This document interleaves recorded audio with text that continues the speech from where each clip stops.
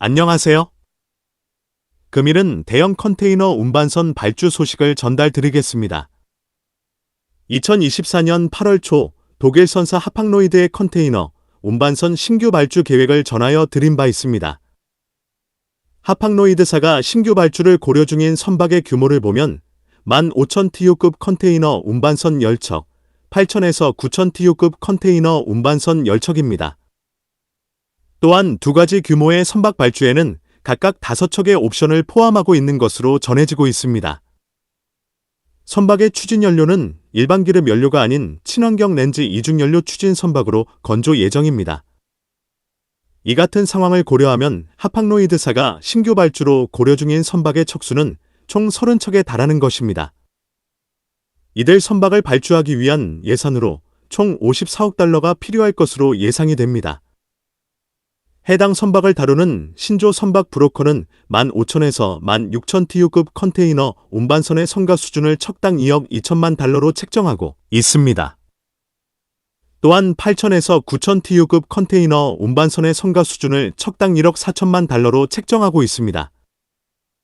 최근에 전해지는 하팍로이드사의 신규 선박 발주 업데이트 소식으로는 초기 입찰차며 후보 조선소 선정이 수일 이내 있을 것으로 전해지고 있습니다. 업계 소식통에 따르면 선박 건조를 위한 입찰차며 후보 조선소로는 중국 뉴타임즈 조선소, 양쯔장 조선소, 상하이 웨이 제로케아오 조선소, 행글리 중공업 등과 함께 한국의 하나오션, HD 현대중공업이 거명되고 있습니다.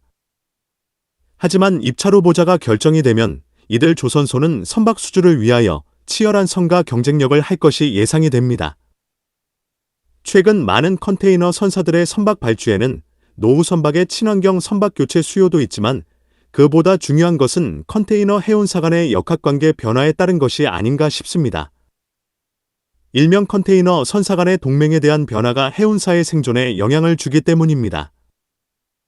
기존 해운동맹으로 특정 지역의 화물운송을 공유하였다면 동맹이 변화하면서 화물운송을 처리할 수 있는 규모에 영향을 받을 수 있기 때문일 것입니다.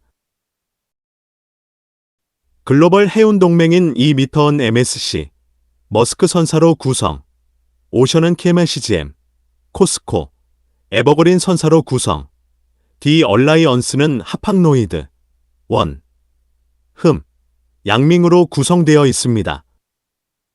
글로벌 5위 선사인 독일 하팍로이드사는 디 얼라이언스 동맹을 탈퇴하여 2025년 2월부터 글로벌 2위 선사인 머스크와 손잡고 제미나이 협력이라는 새로운 동맹을 결성 예정입니다.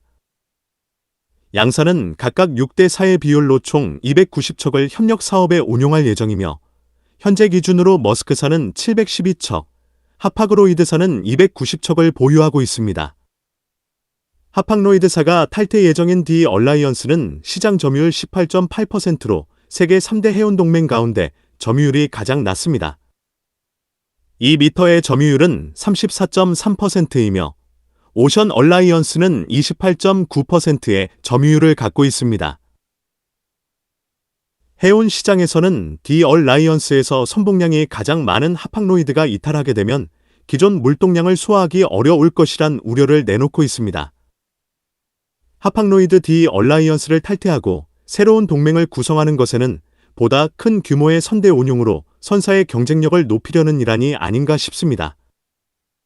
2023년 1월에는 글로벌 1위, 2위 선사 MSC와 머스크사는 이 미터 동맹을 2025년 1월부터 해체한다고 발표하였습니다. 이 미터 동맹에는 메스시가 빠지고 하팍로이드가 들어와 새로이 구성되며 메스시사는 선대를 최근 몇 년간 확대하면서 글로벌 1위가 된 것입니다. 새로이 형성되는 해운동맹의 점유율을 보면 제미나이 협력 21.7%, 오션 28.9%, 디 얼라이언스 11.5%, MSC 단독 19.9%입니다. 해운동맹의 역학구도가 변화되면서 오션의 시장 점유율이 제일 높게 되며 디 얼라이언스 점유율이 제일 낮게 되면서 시장 경쟁력이 약화되는 것입니다.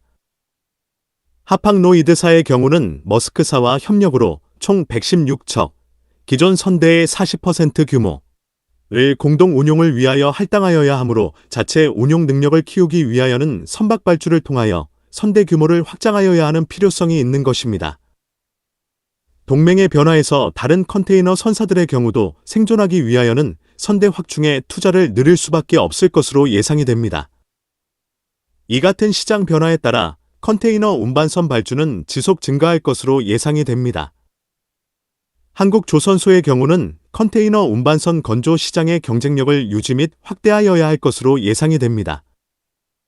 선박, 해양 관련 산업 및 기술에 대한 궁금한 점이 있는 분들은 아래의 카페로 방문을 하시면 많은 정보와 도움을 받으실 수 있을 것으로 생각합니다. 감사합니다.